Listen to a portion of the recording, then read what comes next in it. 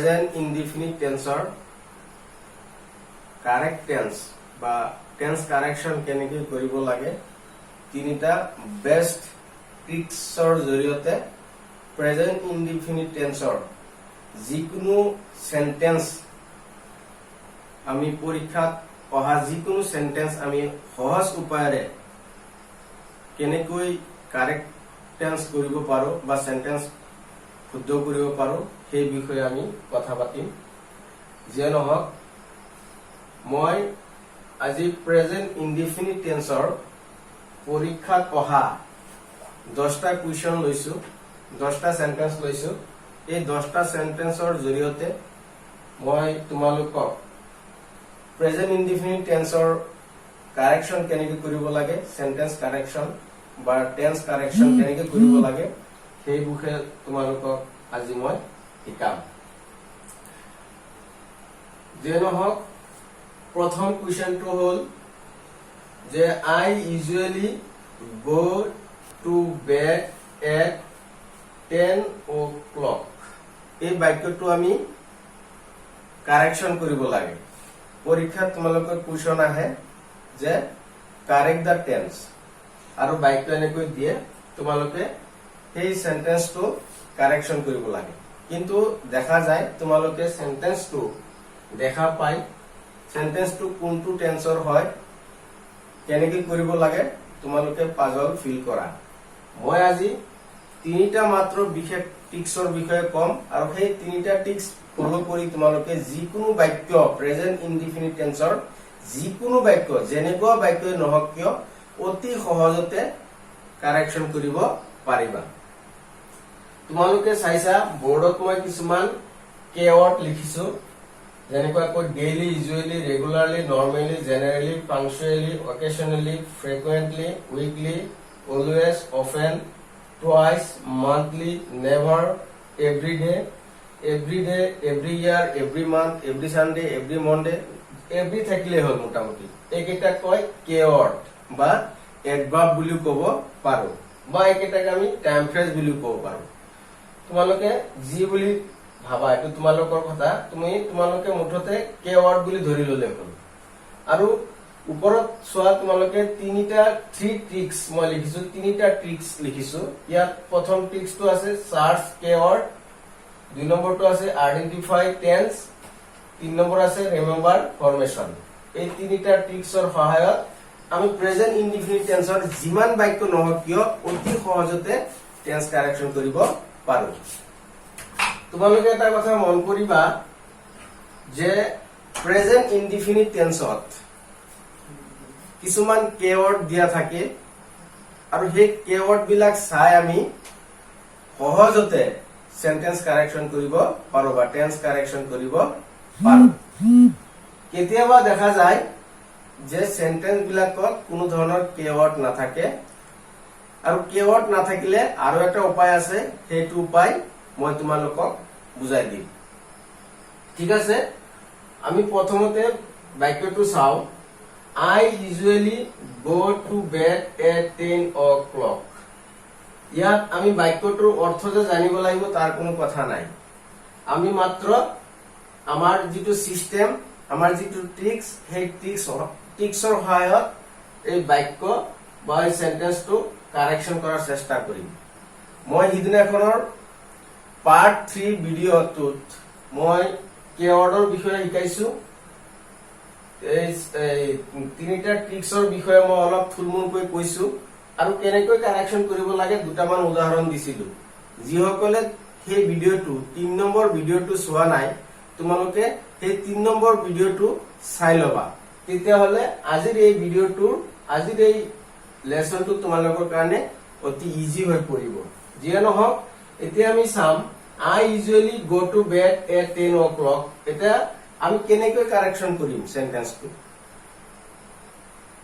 আমাৰ উপায় আছে কি দুটা উপায় আছে এটা হ'ল কেৱৰ্ড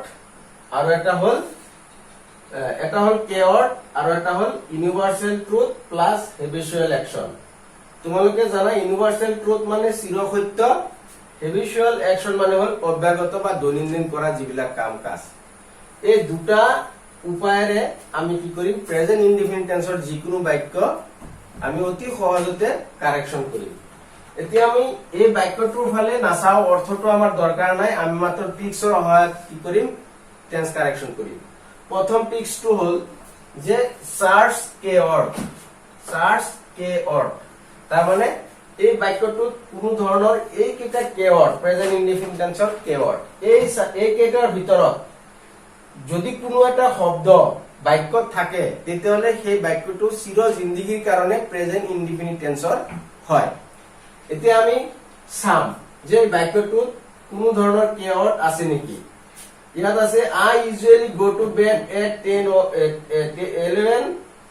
o'clock এতিয়া ইউজুৱেলি এটা কে অৰ্ড আছে ইয়াত ইউজুৱেলি এই ইউজুৱেলি টো চোৱা তোমালোকে ইয়াত আছে ইউজুৱেলি এইটো 2 নম্বৰত আছে ইউজুৱেলি মই কি কৈছিলো যে এই কেইটা কে অৰ্ড যদি কোনো বাক্যত থাকে তেতিয়ালে সেই বাক্যটো চিৰ জিন্দেগীৰ কাৰণে প্ৰেজেন্ট ইনডিফিনিট টেন্সৰ হয় এটো কেতিয়াও বেলেগ টেন্সৰ হ'ব নোৱাৰে তেতিয়ালে কি গম পালো যে সাৰ্চ কৰিলো প্ৰথমতে কে অৰ্ড সাৰ্চ কৰাৰ পিছত আমি কি পালো যে এইটো কোন টেন্সৰ বাক্য হ'ব প্ৰেজেন্ট ইনডিফিনিট টেন্সৰ বাক্য হ'ব আমি আইডেন্টিফাই কৰিলো কি টেন্স টু প্ৰেজেন্ট ইনডিফিনিট টেন্সৰ টেন্স আইডেন্টিফাই কৰিলো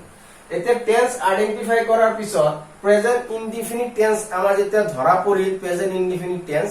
তেতিয়া আমি প্ৰেজেন্ট ইনডিফিনিট টেন্সৰ সূত্ৰটো আমাৰ মনত পেলাব লাগিব তেতিয়া কি সূত্ৰ ৰিমেম্বাৰ ফৰ্মেশন এই 3 নম্বৰ টিক্সটো হ'ল এতিয়া আমি ফৰ্মেশনটো মনত পেলাম এতিয়া প্ৰেজেন্ট ইনডিফিনিট টেন্সৰ ফৰ্মেশনটো কি আছিল subject plus verb 1 plus object plus time phrase বা কেওয়ার্ড বা এক্সটেনশন বা অ্যাডভার্ব যিয়ে তোমালোকে যিটোৱে নাভাবা কিয় এটো তোমালোকে টিপি মানে টাইম ফ্ৰেজ অ্যাডভাৰ্ব এক্সটেনশন যিকোনো এটা ইয়াত থাকে আৰু ইয়াতে কি থাকে কিছুমান টাইম ফ্ৰেজ বা কেওয়াৰ্ড দিয়া থাকে আৰু এটা কথা মই 3 নম্বৰ ভিডিওত কৈছিলো টাইম ফ্ৰেজ বিলাক অৰ্থাৎ এডভাৰ্ব বিলাক কি বাক্যৰ শেষতো থাকিব পাৰে বাক্যৰ সাবজেক্টৰ আগতো থাকিব পাৰে মাজতো থাকিব পাৰে কিন্তু আমি ফৰ্মেশন টু মনত পেলাব লাগিব কি formation subject verb 1 object time phrase বা এডভাৰ্ব এতিয়া আমি এই সূত্ৰ মতে এই বাক্যটো শুদ্ধ কৰিম এইখিনিতে আৰু এটা মই কথা কৈ থম যে প্ৰেজেন্ট ইনডিফিনিট টেন্সৰ যদি কোনো বাক্য কাৰেকচন কৰো সাবজেক্ট অনুযায়ী আমি ভাৰ্বৰ লগত এস বা ইএস যোগ দিব লাগে এতিয়া প্ৰেজেন্ট ইনডিফিনিট টেন্সৰ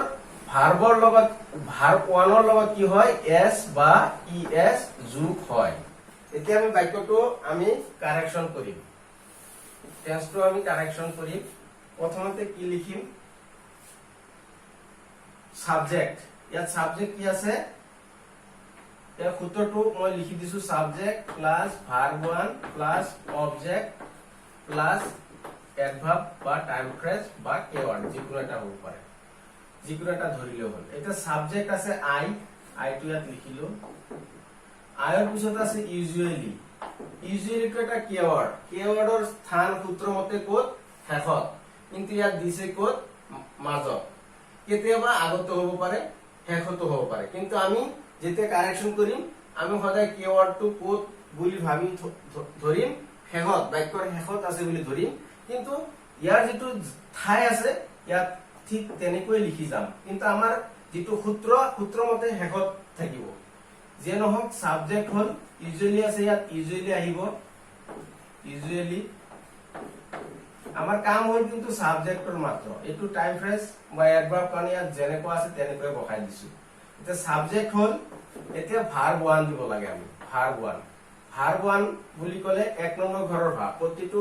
ভাৰ্বৰে তিনটা ফৰ্ম মই 2 নম্বৰ ভিডিওত কৈছিলো যে গো when done তিনটা ফৰ্ম আছে ইয়াত কাম কেম কাম তিনটা ফৰ্ম আছে ৰাইট wrote written তিনটা ফৰ্ম আছে ঠিক তেনেকৈ কৈ গো টু 1 নম্বৰ ঘৰৰ ভাৰ্ব ইয়াত গো আমি ব্ৰেকেট উঠাই দিম গো লিখিলো এতিয়া সব সোয়া যে গো ভাৰ্ব ওয়ানৰ লগত আমি আৰু এটা কথা কৈছিলো ভাৰ্ব ওয়ানৰ লগত কি দিব লাগে সাবজেক্ট অনুযায়ী এস বা ইএস দিব লাগে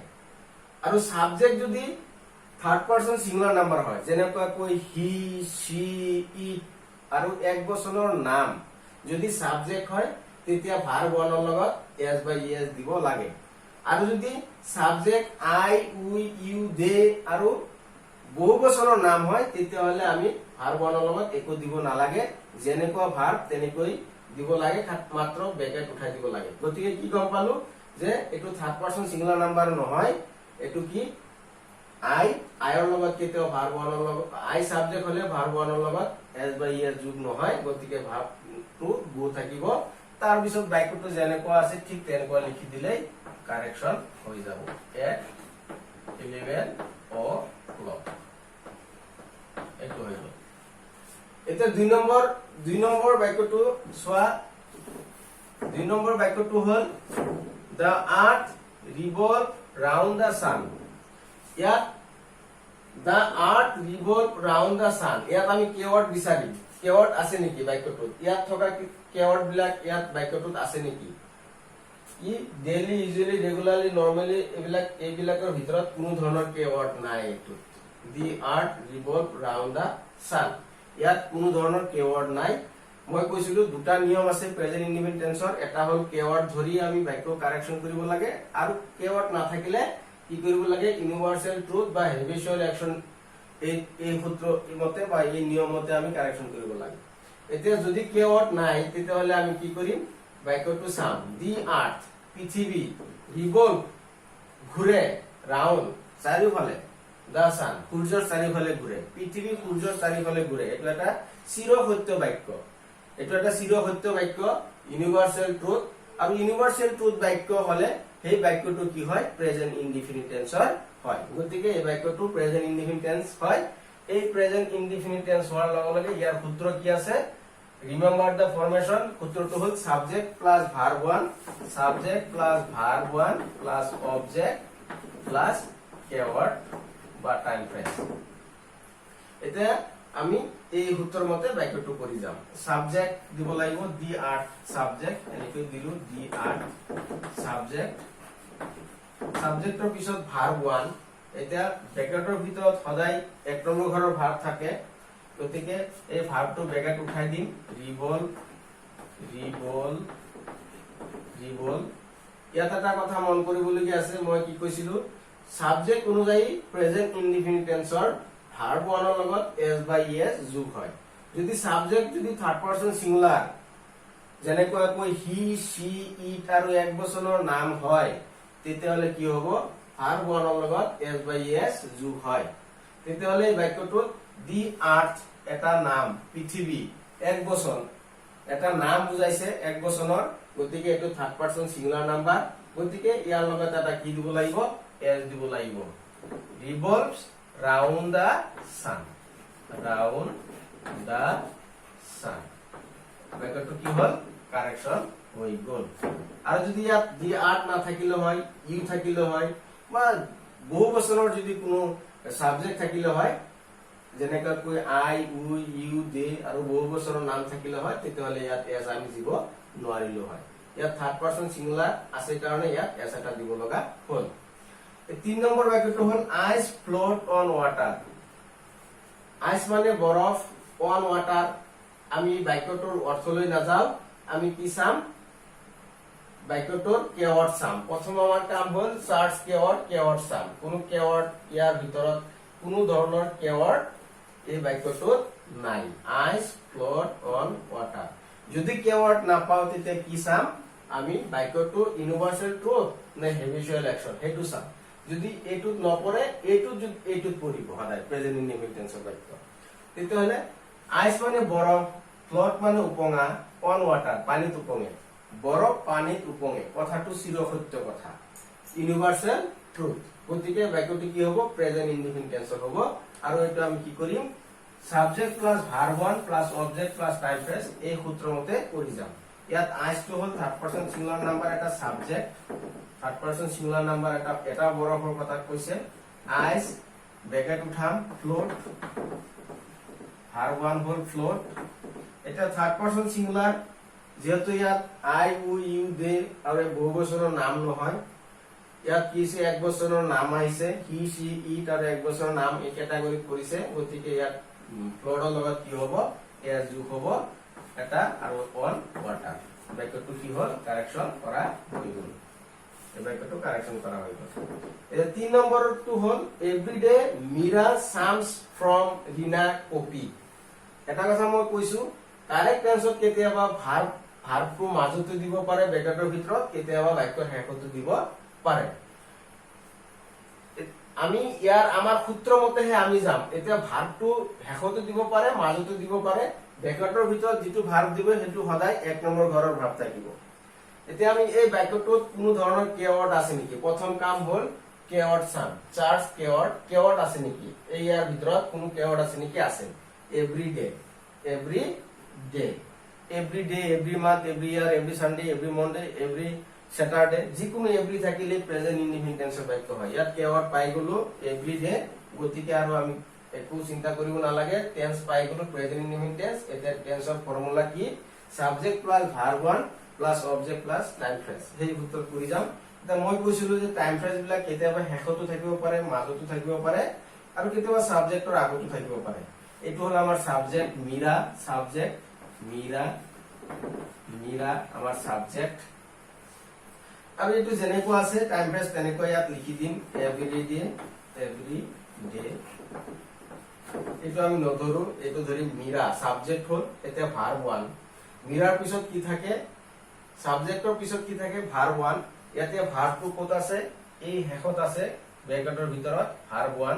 এই ভার্বটো আমি ইয়াত লৈ আহিম সাবজেক্ট প্লাস ভার্ব ওয়ান এই কপি আনিলো কপি এটা মন কৰিবলগীয়া কথা হল এটোতো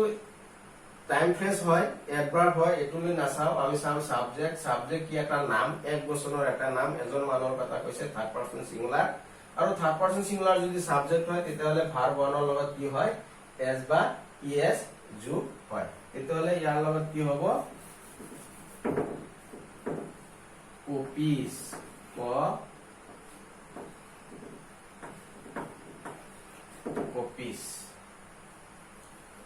সাবজেক্ট কি আছে ইয়াত Meera third person singular verb ওয়ানৰ লগত কি হয় এস বা ইএস যোগ হয় কপিস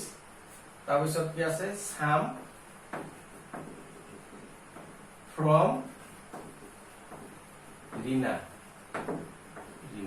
এটো কি হল কাৰেকশন কৰা এটা 3 নম্বৰটো the sun in the east sub time phrase চাম আমি ইয়াত টাইম ফ্ৰেজ কি আছে কোনো ধৰণৰ টাইম ফ্ৰেজ এই বাক্যটোত নাই দা সান ইন দা ইষ্ট এতিয়া যদি কেৱৰ্ড নাপাও আমি কি চাম ইউনিভাৰ্সাল ট্ৰুথ হয় নে হেবিচুয়াল অ্যাকশন হয় এতিয়া কি আছে বাক্যটো দা আর্থ হুইজ ইন দা ইষ্ট পশ্চিম ফালে ইষ্ট পূব ফালে দা সান ইন দা ইষ্ট পশ্চিম ফালে ইয়াত ভার্ব কি আছে রাইজ মানে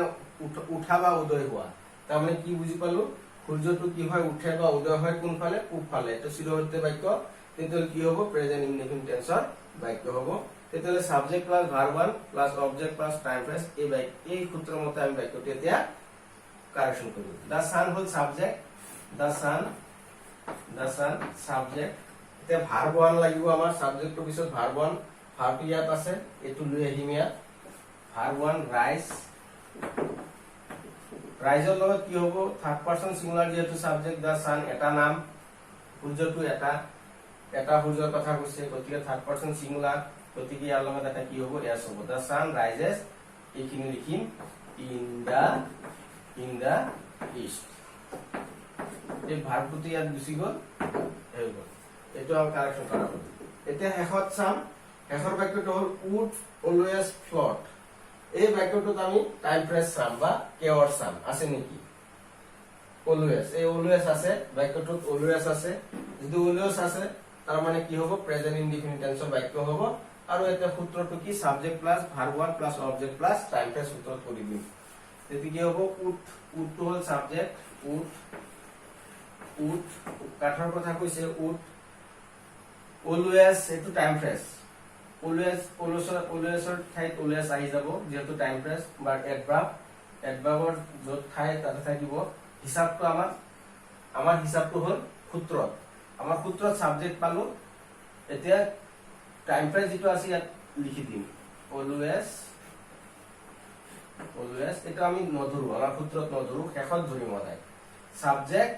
প্লাস ভার্ব 1 ভার্ব কি আছে ফ্লোট ইয়াত ফ্লোট দিম ভার্ব 1 সাবজেক্ট প্লাস ভার্ব 1 এটা সাবজেক্ট থার্ড পারসন সিঙ্গুলার গতিকে ইয়াৰ লগত কি হ'ব এটা এস হ'ব তাৰ মানে উড অলৱেজ ফ্লোট কাট সদায় উপঙে এই বাক্যটো কি হ'ল কাৰেকচন কৰা হৈ গ'ল গতিকে তোমালোকে সদায় এই তিনিটা ট্ৰিক্সৰ কথা মনত ৰাখিব লাগিব প্ৰেজেন্ট ইনডিফিনিট টেন্সৰ কাৰেকচন কৰোতে এই ট্ৰিক্স তিনিটা প্ৰথমতে তোমালোকে কিৱৰ্ড চাব লাগিব এইকেইটা কিৱৰ্ড তোমালোকে বুখিত লিখি লবা আৰু মুখস্থ কৰিবা এইকেইটা কিৱৰ্ড মনত যদি থাকে তেতিয়াহলে কি হ'ব তোমালোকৰ সহজ হ'ব আৰু এইকেইটা কিৱৰ্ড যদি কোনো বাক্যত থাকে সেই বাক্যটো চিৰদিনৰ কাৰণে প্ৰেজেন্ট ইনডিফিনিট টেন্সৰ হ'ব প্ৰথম কাম সাৰ্চ কিৱৰ্ড দুই নম্বৰ কাম হ'ল আইডেন্টিফাই দা টেন্স যেতিয়া নেকি কিৱৰ্ড বিলাক পাই যাবা তেতিয়া তোমালোকে কি ধৰিব পাৰিবা যে টেন্সটো কি টেন্স প্ৰেজেন্ট ইনডিফিনিট টেন্সৰ হয় তেতিয়া প্ৰেজেন্ট ইনডিফিনিট টেন্স ধৰা হৈ যাব তেতিয়া সেই টেন্সৰ সূত্ৰটো আমাৰ মনত পেলাব লাগিব কি সূত্ৰ subject plus verb 1 plus object plus time phrase বা কিৱৰ্ড বা এডভাৰ্ব বা এক্সটেনশন যিয়ে নহয় এতিয়া দুই নম্বৰ কথাটো হ'ল যদি এই কেইটা কিৱৰ্ড কোনো বাক্যত নাথাকে তেতিয়াহলে কি কৰিম তেতিয়াহলে আৰু এটা উপায় কি আছে আমাৰ বাক্যটো চিৰসত্য নে হেবিচুৱেল একচন চিৰসত্য নে অব্যাহত বা দৈনন্দিন কৰা কাম যদি তেনেকুৱা বাক্য হয় তেতিয়া সেই বাক্যটো কি হ'ব প্ৰেজেন্ট ইনডিফিনিট টেন্সৰ হ'ব প্ৰেজেন্ট ইনডিফিনিট টেন্সৰ হোৱাৰ লগে সেই সূত্ৰমতে আমি কি কৰিম subject plus verb 1 plus object plus time phrase বা এডভাৰ্ব বা কিৱৰ্ড সেই সূত্ৰত আমি কৰি যাম আৰু এটা কথা গুৰুত্বপূৰ্ণ প্ৰেজেন্ট ইনডিফিনিট টেন্সৰ কাৰেকচন কৰোতে যে সাবজেক্টৰ ওপৰত ডিপেন্ড কৰি ভাৰ্বৰ লগত এস বা ইএস যোগ হয় সাবজেক্ট যদি থাৰ্ড পাৰসন সিঙ্গুলাৰ অৰ্থাৎ হি সি ইট আৰু এক বচনৰ নাম হয় তেতিয়া ভাৰ্ব 1 ৰ লগত এস বা ইএস যোগ হয় এটো মাত্ৰ প্ৰেজেন্ট ইনডিফিনিট টেন্সৰ ক্ষেত্ৰতে খাটে আৰু বাকি কোনো টেন্সৰ লগত নাখাটে দুই নম্বৰ কথা হ'ল সাবজেক্ট যদি আই উ ইউ দে আৰু বহু বচনৰ নাম হয় তেতিয়া ভাৰ্ব 1 ৰ লগত কোনো ধৰণৰ এস বা ইএস যোগ নহয় বাক্যটো খালি ব্ৰেকেটটো উঠাই দিলে কি হ'ব প্ৰেজেন্ট ইনডিফিনিট টেন্সৰ কাৰেকচন কৰা হৈ যাব গতিকে মই ভাবো তোমালোকে বুজি পাইছা গতিকে এই ভিডিওটো বুজিবৰ কাৰণে তোমালোকে 3 নম্বৰ ভিডিওটো ভালকৈ চাব লাগিব আৰু মোৰ প্লেলিষ্টত যায় 3 নম্বৰ ভিডিওটো চাবা তেতিয়া এই ভিডিওটো চোৱা তোমালোকে বেছি উপকাৰ হ'ব গতিকে মই ভাবো তোমালোকে বুজি পাইছা তিনিটা ট্ৰিক্স সাৰ্চ দা কিৱৰ্ড আইডেন্টিফাই দা টেন্স ৰিমেম্বাৰ ফৰমেশন এইকেইটা ট্ৰিক্স আৰু এইকেইটা কিৱৰ্ড যদি তোমালোকে মনত ৰাখিব পাৰা তেতিয়াহলে প্ৰেজেন্ট ইনডিফিনিট টেন্সৰ কোনো ধৰণৰ যেনেকুৱা বাক্য নিদিয়ক কিয় তোমালোকে প্ৰেজেন্ট ইনডিফিনিট টেন্সৰ টেন্স কাৰেকচন অতি সহজতে কৰিব পাৰিবা থ্যাংক ইউ